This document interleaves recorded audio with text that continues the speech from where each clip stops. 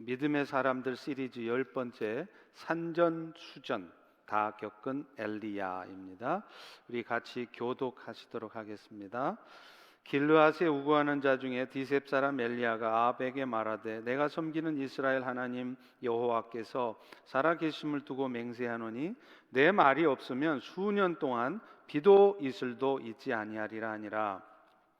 여호와의 말씀이 엘리야에게 임하여 이르시되 너는 여기서 떠나 동쪽으로 가서 요단 앞 그리시네가에 숨고 그 시냇물을 마시라. 내가 까마귀들에게 명령하여 거기서 너를 먹이게 하리라. 아멘. 인류의 역사를 살펴보면 그 중에 소수의 사람들에 의해서 인류 역사의 흐름이 바뀌었던 것을 봅니다. 구약 시대에는 모세 같은 사람, 또 신약 시대에는 바울 사도 같은 사람, 그리고 중세 시대에는 종교 개혁을 일으켰던 마르틴 루터 같은 사람들이죠. 그런데 이렇게 역사의 주인공으로 역사의 흐름을 바꾸었던 사람들은 하나같이 하나님이 이끄시는 아주 강력한 훈련을 경험했던 사람들이라는 것입니다. 오늘 설교 제목처럼 산전, 수전 다 겪은 사람들입니다. 오늘 본문에 등장하는 엘리야도 마찬가지입니다. 엘리야 당시의 상황은 영적으로 너무나 암울한 상황이었어요. 이스라엘 역사 중에 가장 패역했던 왕 아합 왕 때였고요, 또 가장 우상 숭배가 심각하던 때였습니다. 그래서 하나님께서는 엘리야 같은 믿음의 사람을 보내셔서 그 어둠의 일들을 책망하시고 그 당신의 백성들이 하나님의 뜻 가운데 돌이켜지도록 역사하셨던 것입니다. 오늘 본문을 통해서 이렇게 시대의 어둠을 밝혔던 하나님의 사람 엘리야는 어떤 믿음의 역사를 이루었는지, 또 하나님은 그런 믿음의 역사를 이루어내시기 위해서 엘리야의 삶을 어떻게 이끌어 가셨는지를 살펴보려고 합니다. 그래서 이 코로나 팬데믹으로 인해서 육적으로뿐만 아니라 영적으로 온통 어둠에 휩싸여 있는 이 시대, 저는 이 예배를 드리면서 찬양팀의 모습, 또 여러분들의 모습을 보면서 이게 도대체 무슨 일인가 싶습니다. 마치 다 외계인들 같아요. 옆에서 보면 뭐 하나 다 뒤집어쓰고 도대체 이게 웬일입니까? 그런데 하나님께서는 왜 지금 이 시대에 이런 일이 있게 하셨는지, 그리고 이런 어둠의 시대를 밝혀주어야 될 믿음의 사람들은 어떤 모습으로 살아가는 것이며, 또 그런 믿음의 사람으로 세우기 위해서 하나님은 오늘도 우리 모두의 삶을 어떻게 이끌어가고 계시는지를 살펴보려고 합니다. 그 당시에 북이스라엘을 다스렸던 아합 왕은요, 말씀드린 것처럼 이스라엘 역사에서 가장 악한 왕이었습니다. 그가 행한 대표적인 악행은 바알을 섬기는 일이었죠. 그는 시돈의 왕이었던 엣바알의 딸 이세벨을 아내로 맞이합니다. 그리고 그녀가 섬겼던 바알을 같이 섬겼을 뿐만 아니라 사마리아 땅에, 자기가 다스리는 땅에 바알 신당을 세우기까지 했습니다. 사실 이스라엘 백성들은요, 이미 광야 생활이 끝나고 가나안 땅에 정착하면서부터 그 땅의 신들을 섬기기 시작했습니다. 그 대표적인 신이 바로 바알 신과 아세라 신이었습니다. 바알 신은 가나안의 모든 신 중에 최고의 신이라고 하는 엘의 아들이었습니다. 그래서 바알이라는 단어도 무슨 뜻이냐면 엘의 아들이다, son of El 이라는 뜻입니다. 그래서 바알은요, 하늘의 비, 땅의 폭풍을 주관하는 풍요와 다산의 신으로 알려져 있었던 것입니다. 사람들은요, 우레소리가 나고 천둥소리가 나면 그게 지금 바알신이 노해서 바알신이 말하는 것이다, 이렇게 생각했다고 합니다. 그 바알을 그려놓았던 라스 샴느라고 하는 우가릿 문서로 된 비문에 살펴보면 거기 바알신의 그림이 있는데요, 바알이 어떻게 묘사됐느냐 하면 오른손에는 창, 왼손에는 비를 일으키는, 폭풍을 일으키는 번개를 상징하는 막대기가 들려 있었다고 합니다. 또 아세라 신은요, 바알 신의 누이이자 아내이기도 했습니다. 이 아세라는 바알 신이 죽음의 신이었던 못에 의해서 죽임을 당한 후에 7년 후에 그 아세라가 그 못 신을 죽입니다. 그리고서는 죽었던 바알 신을 다시 살려냈다고 그래요. 그래서 이것이 계기가 돼서 아세라는 바알의 아내가 되었다고 하죠. 그런데 이 바알과 아세라 신이 풍요와 다산의 신으로 여겨졌던 이유가 있습니다. 이 바알 신과 아세라 신을 섬겼던 사람들은 제사를 드릴 때 무슨 짓을 하느냐면요, 신전에 있는 창기들, prostitute, 이 창기들하고 성적 관계를 하는 거예요. 그러면 그것을 하늘에 있는 바알 신과 아세라 신이 보고 아주 흡족해서 기쁜 마음으로 비를 쏟아 내려준다는 거예요. 그러면 곡식이 풍성해지겠죠. 그래서 이 바알 신과 아세라 신이 풍요와 다산의 신으로 여겨졌던 것입니다. 어찌됐든 이스라엘은 가나안 땅에 정착된 이후부터 계속적으로 이 바알 신과 아세라 신을 섬겨왔는데 그 최절정이 바로 아합 왕 때였던 것입니다. 특별히 아합 왕의 아내였던 이세벨은요, 이 바알 신과 아세라 신의 전도사 역할을 했어요. 그래서 바알 신, 아세라 신을 섬기던 선지자들을 왕궁으로 다 불러서 밥을 해먹이고 섬기고 그렇게 했다는 것입니다. 자, 이런 상황에서 하나님은 더 이상 그들의 죄악, 우상 숭배하는 죄악을 가만두지 않으셨습니다.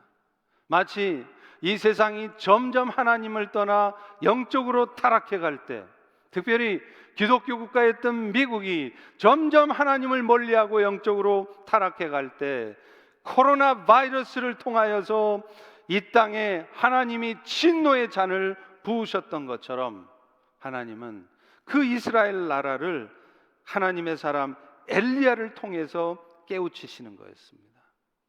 먼저 엘리야는요, 아합 왕에게 나아가서 앞으로 당신이 계속해서 하나님을 멀리하며 세상을 가까이하며 바알 신을 섬긴다면 몇 년 동안 비가 오게 되지 않을 것이다, 이렇게 선포를 합니다. 오늘 본문 1절에 보십시오.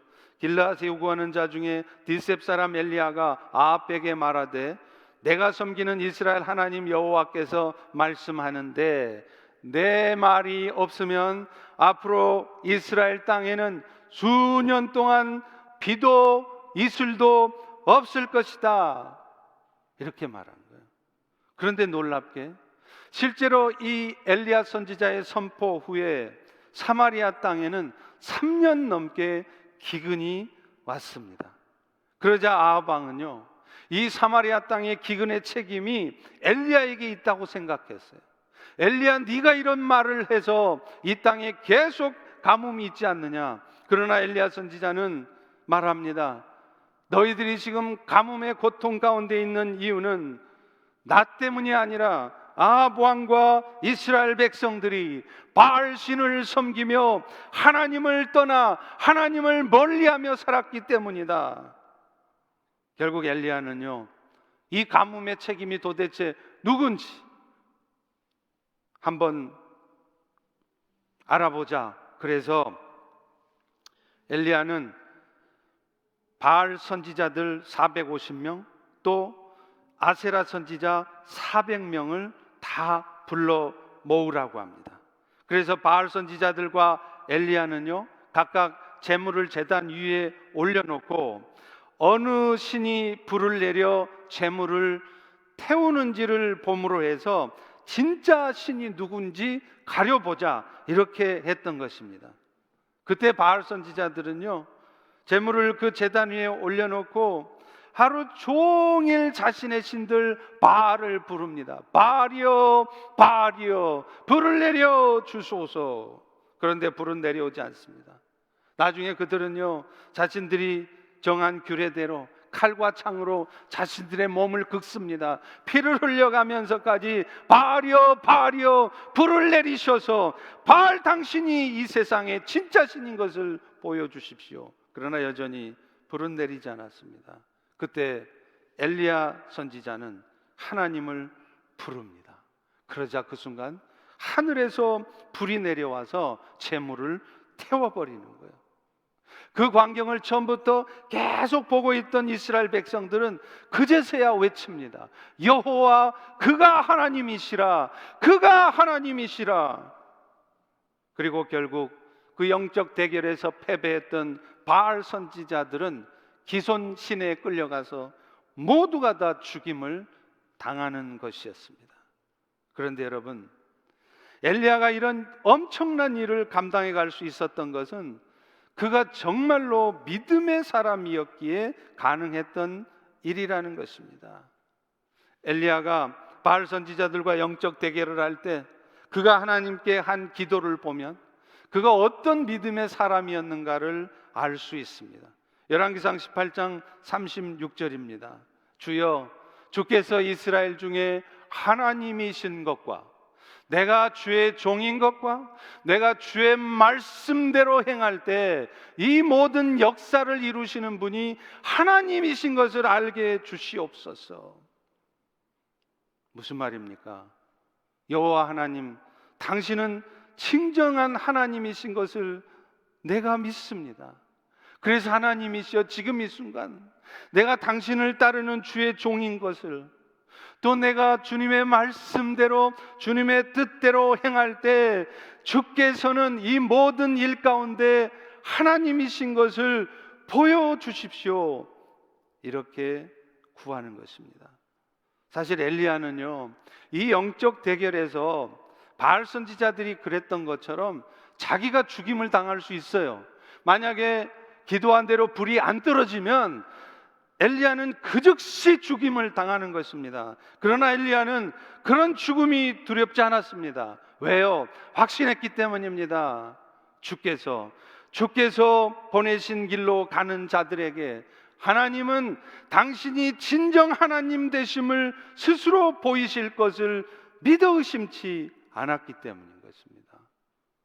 여러분, 믿음의 사람의 모습이 바로 이런 모습이에요.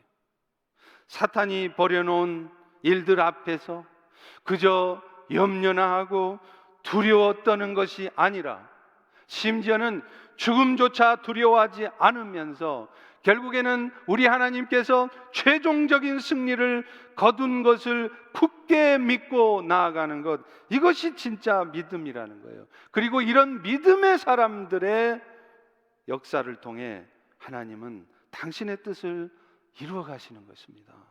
고린도후서 2장 14절에도 말씀합니다. 항상 우리를 그리스도 안에서 이기게 하시고 우리로 말미암아 각 처에서 곳곳에서 모든 상황에서 그리스도 냄새를 나타내시는 하나님께 감사하노라. 그리스도를 통하면 항상 이기는 삶을 살 수 있다는 거예요. 저는 참 안타깝고 염려스러운 것이요, 우리 모든 성도들이 신앙생활하면서도 늘 노심초사, 염려하고 두려워하고 근심하고 걱정하고, 그러다 어쩌다 한 번씩 이 상황에서는 내가 이겼구나 이러고 있다는 거예요. 그런데 사도 바울은 뭐라 그럽니까? 우리는 예수 그리스도를 통하면 항상 이긴다는 거예요. 어쩌다 한 번씩 이렇게 위축되고 염려하고 두려워하고 어둠에 갇혀서 힘겹게 살다가 어쩌다 한번 예수님 때문에 내가 이겼다, 이것이 아니라 어떤 상황 속에서도 계속해서 이기는 삶을 살 수 있다는 거예요. 왜 그렇습니까? 사탄과의 싸움에서 이미 승리하신 예수님 때문이라고 말하지 않습니까? 예수님은요, 십자가에 죽으신 후에 그 십자가에 매달려 계시지 않았어요. 죽음을, 사망을 이기시고 부활하셨습니다. 이것은 뭘 의미합니까? 우리 예수님께서 사탄과의 싸움에서, 죽음 가지고 장난을 치는 그 사탄과의 싸움에서 이미 승리하셨다는 것입니다. 그리고 그 승리하신 분이 저 하늘 뒤에, 안드로메다 성원 뒤에 숨어서 우리의 삶을 살펴보는 것이 아니라, 오늘 여러분의 삶에, 여러분 안에 영으로 이미 들어와 계세요. 그리고 승리하신 예수님이 오늘도 어떤 사탄의 역사 앞에서도 여러분의 삶이 매몰되지 않도록 여러분의 삶을 지키시고 보호하시고 인도하고 계시다는 사실입니다. 이 사실을 굳게 믿을 때 우리는 어떤 사탄의 역사 앞에서도 위축되고 매몰되고 두려워하며 노심초사하며 그렇게 어둠에 사는 것이 아니라 항상 승리하는 삶을 살 수 있는 것입니다.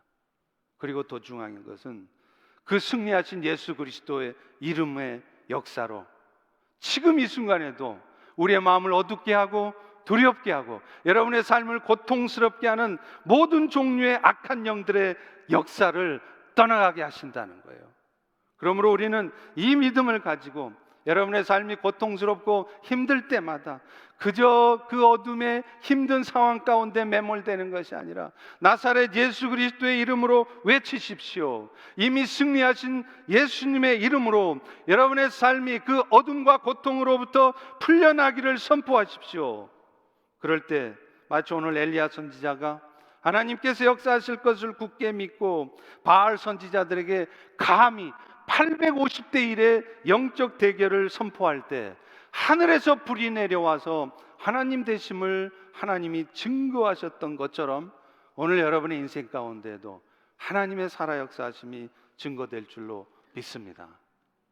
그리고 그 믿음의 승리는 결국 어떤 모습으로 나타나냐면 여러분의 삶이 그리스도의 향기로 나타나는 것이라는 거예요. 오늘 고린도후서 2장 14절도 분명히 말하잖아요. 그리스도를 아는 냄새라는 게 뭡니까? 진짜 이긴다는 것이 뭡니까? 내 삶을 통해서 그런 사탄의 역사 앞에서 두려워하고 화낼 수밖에 없고 거친 말을 뱉어낼 수밖에 없는 그런 상황 속에서도 예수님의 최종적인 승리를 믿기에 나는 오늘 또 그리스도의 말을, 그리스도의 향기를, 그리스도의 축복을 뱉어내는 것, 이것이 진정으로 이기는 것이고 이것이 바로 진정한 믿음이라는 것입니다.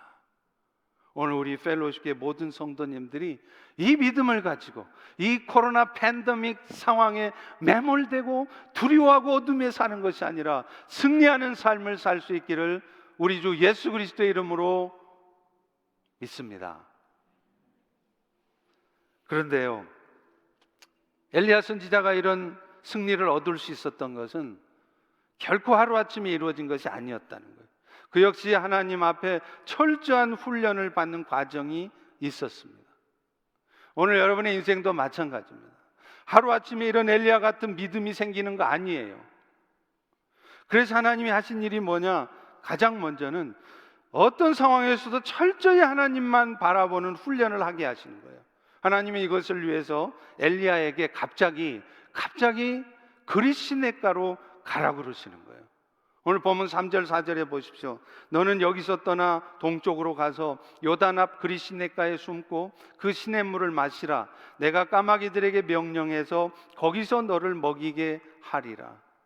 그리시네가는요, 먹을 것이 전혀 없는 곳입니다.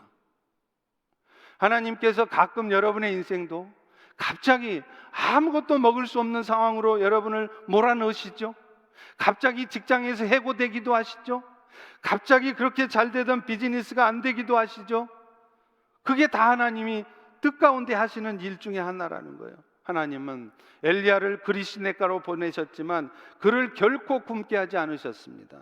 까마귀를 통해 먹이시는 거예요. 아침과 저녁으로 떡과 고기를 물어다 줍니다. 여러분, 말이 그렇지 그 까마귀가 물어다 주는 양이 얼마나 되겠어요? 더구나 아침에 왔다고 그 까마귀가 잊지 않고 저녁에 온다는 보장이 있습니까?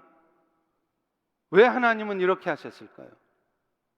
엘리야 선지자로 하여금 오직 하나님만 바라보게 하는 것입니다. 눈을 돌려 나에게 도움이 될 만한 게 뭐 있을까? 저것이 있으면 내가 힘을 얻고 내가 이런 일도 할 수 있을 텐데가 아니라 어떤 상황 속에서도 오직 하나님만을 바라보며 하나님께서 하실 일입니다. 하나님이 이루실 것입니다. 그 믿음을 갖게 하시려고 하는 거였다는 거예요. 이 훈련을 통해 엘리야가 확신하게 된 게 뭡니까?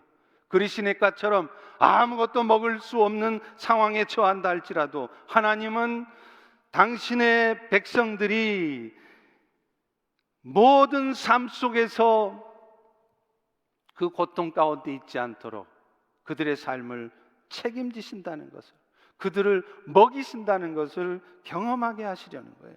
하나님은 이렇게 엘리야를 훈련하신 후에요, 실전을 경험하게 하세요. 이제 하나님은 엘리야를 사르밧으로 가라고 합니다. 근데 거기 가보면 과부가 하나 있을 거래요. 근데 그 과부, 사르밧 과부가 선지자 엘리야 너를 섬기게 될 것이다. 그런데 막상 이 엘리야 선지자가 사르밧으로 갔어요. 그랬더니 그 과부가 진짜 있네요. 그런데 문제는 그 과부의 형편을 보니까 그가 도무지 자신을 섬길 형편이 아니었다는 거예요. 왜요? 그 과부 자신도 지금 먹을 게 없어요. 그래서 마지막 남은 이 밀가루 한 움큼, 또 이 기름 가지고 멋있게 요리해서 최후의 만찬을 하고 아들하고 같이 죽으려고 하는 판이었습니다. 그런데 이런 사르밧 과부에게 엘리야 선지자는 참으로 염치 없어 보이는 말을 하는 거예요. 사르밧 과부시여, 당신이 죽을 때 죽더라도 먼저 나를 위해서 작은 떡 한 개를 만들어 내게로 가져오라. 여러분 같으면 이런 상황에 처해 있는 사르밧 과부에게 이런 말 하실 수 있겠습니까? 코로나 바이러스 때문에 비즈니스가 전부 반토막 나고 레이오프 당하고 그렇게 힘들게 살아가고 있는 성도 집을 방문해서 내가 하나님께서 말씀하시는데 당신 그래도 헌금하시라고 그러네, 당신, 이렇게 말할 수 있겠습니까? 저 같으면 못할 것 같습니다. 그런데 엘리야는 하는 것입니다. 왜요? 하나님께서 먼저 말씀하신 게 있었기 때문이에요. 경험한 게 있었기 때문이에요.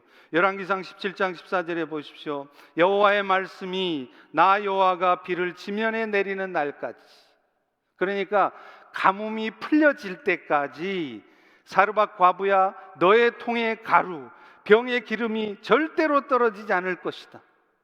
여호와를 신뢰하는 마음으로 여호와의 말씀대로 행하고 있으면 절대로 네가 굶어 죽는 일은 없을 것이다. 그런데 엘리야는 이 말씀을 그대로 전합니다. 우리 같으면, 저 같으면 이런 말 염치 없어서 못할 것 같은데요. 이유가 뭘까요? 그는 분명하게 경험했던 것이 있어요. 그리시네가에서 아무것도 먹을 수 없는 상황, 도무지 의지하고 바라볼 수도 없는 상황에서 오직 하나님께서 까마귀를 통해 자기를 먹였던 것을 경험한 겁니다. 그러니까 사르밧 과부야, 당신도 그런 절망적인 상황 속에 처해 있을지라도 하나님이 말씀하신 대로 순종해 갈 때 하나님이 당신의 삶을 책임질 거야, 이렇게 말할 수 있었던 것이죠. 여러분, 오늘날 하나님의 뜻을 함께 이루어갈 성도들의 삶에도 마찬가지 훈련이 필요합니다. 우리의 먹고 사는 것이 사람의 노력에만 달려있다고 생각하는 것, 이것이 세상의 가치관이죠. 그러니까 오늘 또 죽으라고 일해야 되는 거예요. 죽으라고 돈을 벌어야 되는 것입니다. 물론 그렇습니다. 그러나 이런 가치관을 던져버리지 않으면요, 우리는 절대로 하나님의 뜻대로 살아갈 수 없습니다. 매 순간순간 상황에 매몰되고 매 순간순간 형편에 끌려갈 수밖에 없습니다. 여건대로 사는 수밖에 없는 것이에요. 하나님의 뜻은 다 날아가는 것입니다. 그런데 여러분, 철저히 하나님의 사람들의 먹고 사는 문제는 하나님이 책임지신다는 것을 확신하면 우리는 어떤 절망적인, 어떤 고통스러운 상황 속에서도 사람의 생각과 판단대로 말하고 행동하는 것이 아니라 하나님의 말씀대로 말하고 행동하게 되는 것이죠. 여러분, 하나님이 말씀하신 대로 그의 보내신 길로 가면 절대적으로 하나님이 그 앞길을 책임지십니다. 문제는 그 길이 하나님이 보내신 길이 맞는가입니다.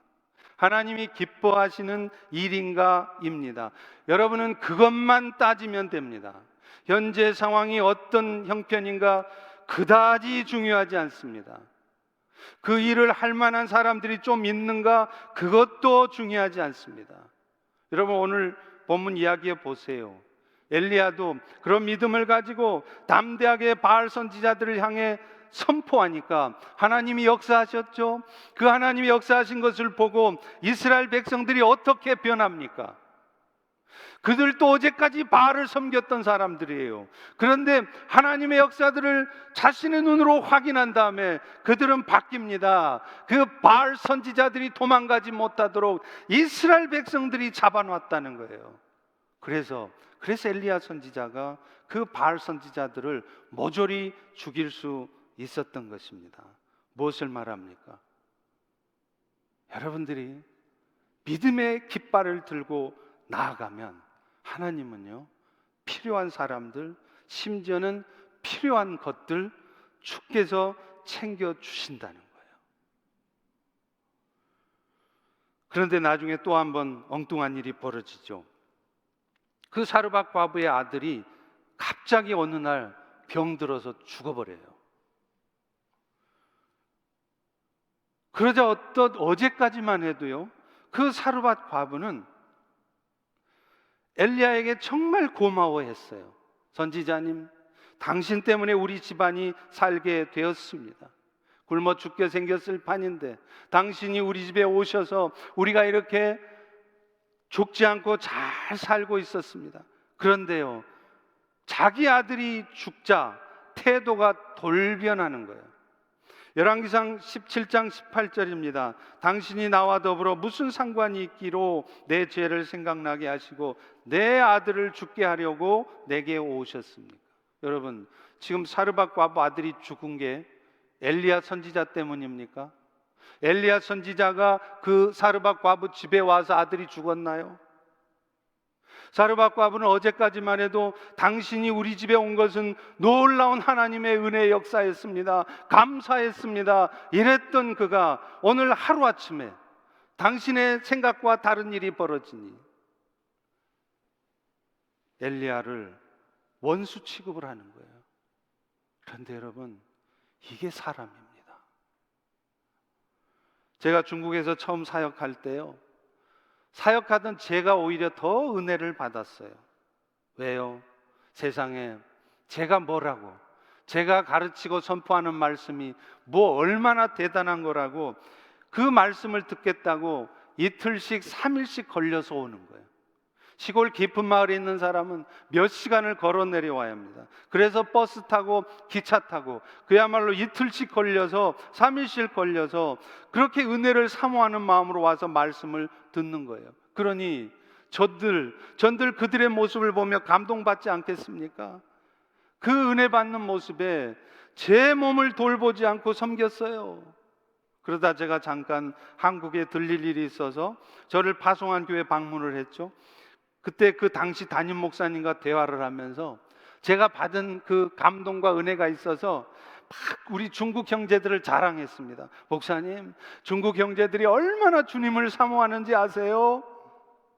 그러면서 중국 교회 성도들은 정말 달라도, 뭐가 달라도 정말 달라요. 그런데 그때 목사님이요, 가만히 제 말을 들으시더니 이 말씀 한마디를 하시는 거예요. 목사님, 중국 형제든 한국 형제든 사람의 죄악된 본성은 다 똑같습니다. 저는 그때요, 이 말을 이해 못했어요. 속으로는요, 아이고, 그래도 우리 중국 형제들은 달라요. 목사님이 안 보셔서 그래요.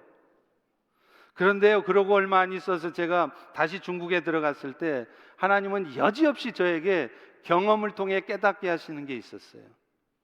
흑룡강성 깊은 시골 마을에서 진행되던 지하신학교에서 그곳에 와서 말씀을 배우는 가정교회 지도자들이 정말 은혜를 많이 받았어요. 그러면서 선교사님, 허라우스 정말 은혜 많이 받았습니다. 저도 그런 말을 들으니까 더 힘이 나죠. 더 밤을 새워서 열심히 준비하고 가르쳤어요. 그런데 어느 날 그렇게 열심을 내던 가정교회 지도자 하나가요, 갑자기 시험이 든 거예요. 20살 된 자기 딸이 하나 있었는데 그 딸을 세상에 40살이 넘은 맹인 형제한테 강제로 결혼을 시키려고 하는 거예요. 제가 그 얘기를 듣고서 그 지도자, 가정교회 지도자 자매에게 그렇게 말했습니다. 자매님, 물론 그 당신의 딸이 그 맹인 형제에게 결혼을 하는 것이, 시집을 가는 것이 하나님의 뜻일 수 있습니다. 그러나 우리 하나님, 제가 아는 하나님은 그렇게 강권적으로 무지막지하게 역사하는 하나님이 아닙니다. 정말로 그것이 하나님의 뜻이라면 하나님은 반드시 그 딸의 마음도 움직이시고 돌이켜서 때가 되면 스스로 결정하게 할 것입니다. 그러니 좀 기다려 주시지요. 그랬더니 자매가 저의 그 말에 시험이 든 거예요. 자기를 무시했다는 거예요. 자기가 얼마나 영적인 사람인데. 그러면서 어제까지 선교사님 같은 분을 이곳에 보내주신 하나님께 감사하다고 했던 사람이 하루아침에 저를요, 뭐라 그러는 줄 아세요? 사탄의 종이래요. 제가 눈물이 났습니다. 아니, 사탄의 종이 생명 바쳐 그 흑룡강성 시골 마을에 가서 성경을 가르칩니까? 그런데 그때 분명히 깨달아지는 게 있었어요. 인간들 안에는 다 자기 의가 있구나. 자기가 옳다고 생각하는 거예요. 그러니 사람은 의지할 대상이 아니라 오직 아가페, 섬겨야 될 대상일 뿐이다. 절실하게 깨달았습니다. 지금 하나님께서 사르밧 과부의 그런 모습을 경험하게 하신 이유도 뭘까요? 그것을 깨닫게 하려고 하는 거예요. 그래서 엘리야 선지자로 하여금 드러나는 사람들의 모습, 사람들이 하는 말, 사람들의 행동에 좌지우지하며 그렇게 흔들리지 않도록 하기 위함이었어요.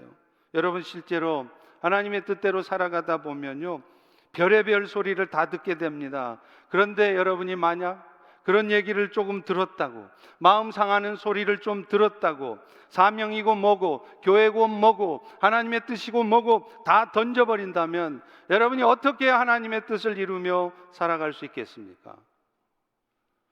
북극의 얼음을 뚫고 가는 쇠빙선이 있죠. 아이스 브레이커. 이 쇠빙선은요, 얼음을 뚫고 나갈 때 수많은 얼음들을 부딪힙니다. 그런데 그 쇠빙선이 얼음을 팍팍 뚫고 가면서 부딪혀오는 얼음 몇 조각을 맞으면서 이놈의 곳은 왜 이렇게 얼음이 많아? 왜 얼음들은 나를 이렇게 괴롭히는 거야? 그렇게 한다면, 그리고 스탑 해버린다면 여러분, 그게 쇠빙선입니까? 오늘날 성도들은요, 바로 이 세상의 얼음, 어둠의 세상을 뚫고 나가야 될 쇠빙선과 같은 존재들입니다. 세상의 사람들은 좀처럼 변하지 않습니다. 정말 안 변해요. 그런 안 변하는 사람들을 향해서 여러분이 쉽게 상처받고 쉽게 낙심한다면 여러분은 결코 쇠빙선의 사명을 감당할 수 없습니다. 그런 사람들 때문에 마음 상하는, 속상한 이런 일을 겪어도 흔들림 없이 오히려 축복해주고 그렇게 주께 사실 것을 기대하고 나아갈 때 정말로 하나님의 때 하나님이 등장하셔서 하나님이 하십니다. 지금 엘리야 선지자도 그것을 알았기 때문에 그런 말도 안 되는 말을 하는 과부하고 안 따집니다. 아무 소리 안 합니다. 그저 묵묵히 죽은 아들 시신을 들고 다락방으로 올라가요. 그리고는 사람 상대하지 않고 오직 하나님만 상대했던 한나처럼 하나님한테 따지는 거예요. 하나님, 당신이 나를 이 사르밧에게 보내지 않았습니까? 당신이 책임지십시오. 그러자 하나님 어떻게 하십니까? 그 죽은 아들이 갑자기 살아나는 거예요. 그리고 그 일로 말미암아 그 사르밧 과부는 이렇게 고백합니다. 열왕기상 17장 24절이에요. 내가 이제야 당신이 하나님의 사람이고 당신이 입에서 나오는 여호와의 말씀이 진실한 줄을 알았습니다. 이 말 무슨 말이에요? 그렇게 사르밧 과부가 엘리야한테 선지자님 고맙습니다 했다는 얘기, 이거 다 가짜였다는 얘기예요. 자기 마음속 깊은 곳에는 그 말 믿지 않았다는 것입니다. 그런데 이런 일을 겪고 나니까 사르밧 과부는 절실히 깨닫는 거예요. 저 사람이 하나님 보낸 사람 맞구나. 저 사람 입에 나오는 그 말씀이 하나님의 말씀이구나 깨달은 것입니다. 여러분, 하나님께서 엘리야한테 그런 황당한 일을 겪게 하신 것은 바로 엘리야 선지자로 하여금 사람 상대할 때 어떻게 해야 되는지를 우리에게 가르쳐 주는 것입니다. 그리고 사르밧 과부의 입술을 통해서 엘리야가 진정한 하나님의 사람인 것을 증거해 주시려고 하는 것이죠. 여러분, 한 나라를 구하고 시대를 구하는 주의 사명을 감당하려면 이런 훈련 좀 거치셔야 합니다.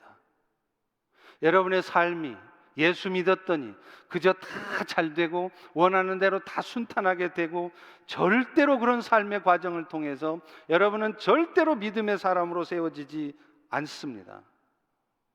위험한 상황, 불안할 수밖에 없는 상황, 두려울 수밖에 없는 상황, 피하고 싶은 상황, 부담스러운 상황, 그런 상황에서도 먹고 사는 것 걱정하지 않고 한 식구 어떻게 하면 편안하게 행복하게 살까만 고민하지 않고 하나님의 뜻을 바라보며 하나님을 의지하고 나아가는 사람, 이런 사람들을 통해서 하나님은 시대를 바꾸는 거예요.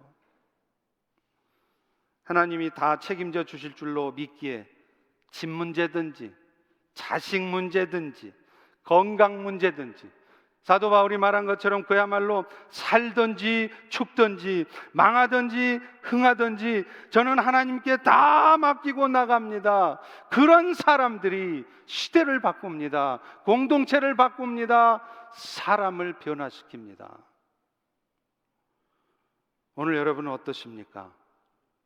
나를 좀 섭섭하게 했다고 시험 들고 내가 좀 무시당했다고 어두워지고 이래서는 여러분은 아무것도 할 수 없습니다. 왜요? 우리가 구원해야 될, 우리가 상대해야 될 세상의 사람들은 온통 사르밧 과부 같은 사람들이기 때문에 그렇습니다. 아마 여러분 중에도 지금 이 순간 엘리야가 겪었던 산전수전 다 경험하고 계신 분들이 틀림없이 있을 것입니다. 그러나 분명히 기억하십시오.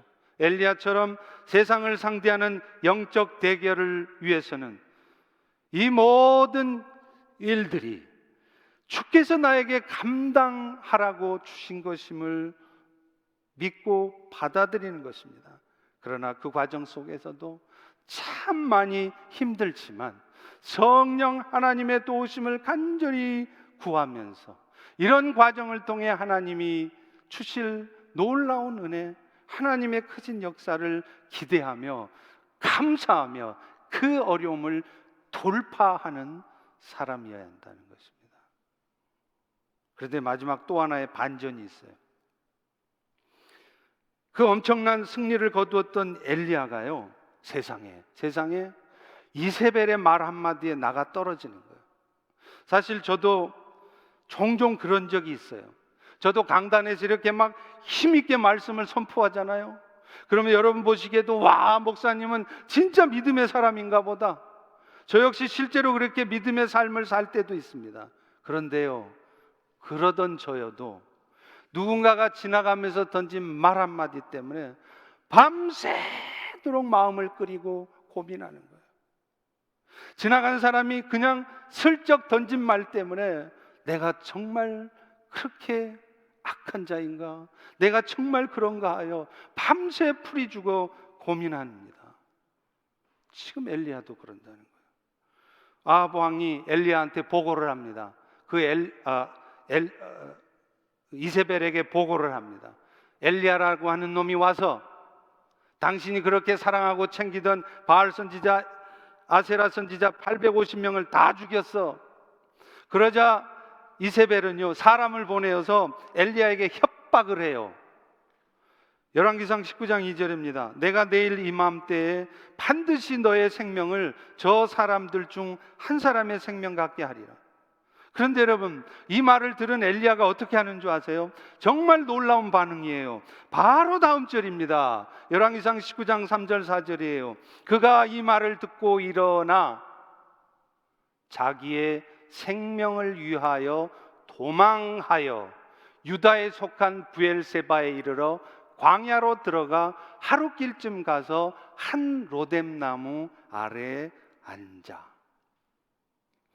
어제까지 바알 선지자들과 멋진 영적 대결 가운데 승리했던 엘리야의 모습이라고는 전혀 상상이 안 가는 모습이에요. 지금 이세벨이 실제로 군사를 이끌고 쫓아온 것도 아니잖아요. 그냥 말만 전했어요. 네 죽인데이. 그런데 그 말에 엘리야는 그 말 한마디에, 군사가 온 것도 아닌데 그 말 한마디에 나가 떨어지는 거예요. 그런데 정말 감사한 게 뭔지 아십니까? 이런 엘리야의 믿음 없는 모습을 보고 하나님이 보이시는 반응이에요. 저 같으면 따끔하게 야단칠 것 같습니다. 네가 목자면서 말이야, 네가 지역장이면서 말이야, 네가 하나님의 사명자면서 그런 식으로 무슨 사명자냐. 그런데 하나님은요, 그렇게 하지 않으세요. 따끔하게 혼내실 것 같은데 안 그렇습니다. 열왕기상 19장 7절에 보십시오. 또다시 어루만져 이르되 엘리야야, 일어나라, 일어나라.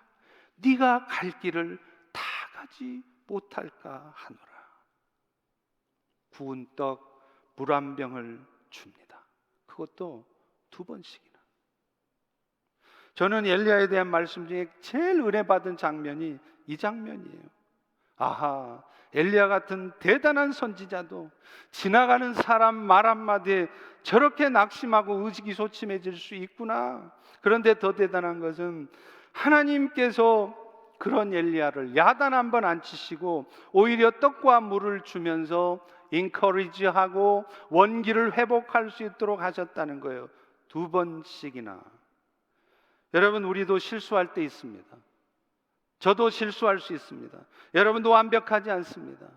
여러분 스스로 자신에 실망하고 스스로 뭔가 다 던져버리고 싶고 포기하고 싶을 때가 있을 것입니다. 그러나 그럴 때조차도 하나님은 그런 여러분들을 포기하지 않으십니다.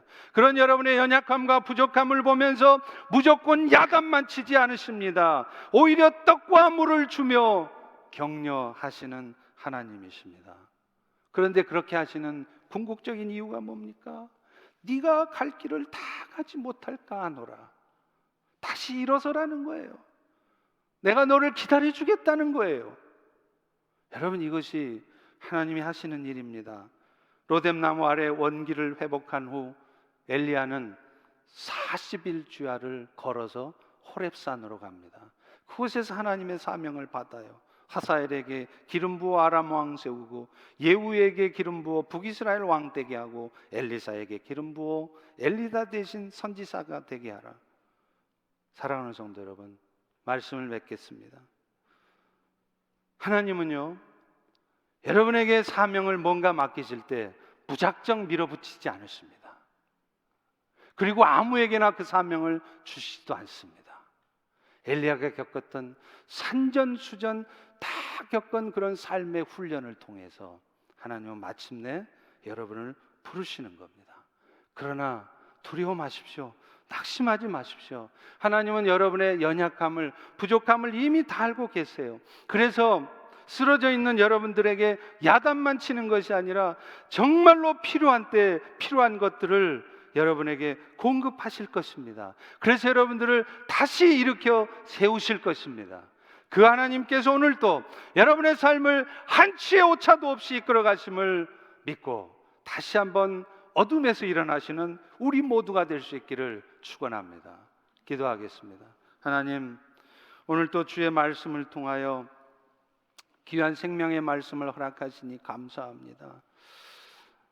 하나님, 죽어가던 이스라엘을 엘리야 선지자를 통해 다시 살리시고 세우셨던 것처럼 이제 오늘 말씀을 통해 우리의 영혼을 살려주셨사오니 산전수전 다 겪는 이 일들 앞에 그저 좌절하고 염려나 하고 두려워 떨고만 있는 것이 아니라 다시 한번 믿음으로 떨쳐 일어나 주의 뜻을 힘차게 이루어가는 승리의 삶을 사는 우리 모두가 되게 하여 주옵소서. 예수님의 이름으로 기도합니다. 아멘. 우리 다 일어나셔서요, 조금 어려운 찬양이 있는데